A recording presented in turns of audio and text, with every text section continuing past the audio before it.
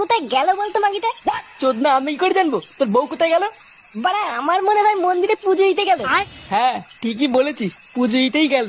চল আমি তোকে দেখাচ্ছি কেমন পুজো দিতে গেল।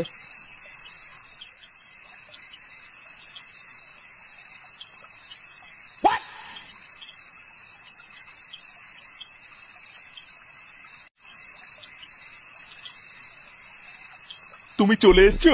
হ্যাঁ আজ কিন্তু তাড়াতাড়ি করতে হবে, কারণ সারা রাত বাড়ি যাইনি বলে বাড়িতে খুব ঝামেলা হচ্ছে। আচ্ছা আচ্ছা, তুমি চিন্তা করো না। চলো ওই কোণে একটা জায়গা ঝাড় দিয়ে পরিষ্কার করে রেখেছি। আচ্ছা চলো।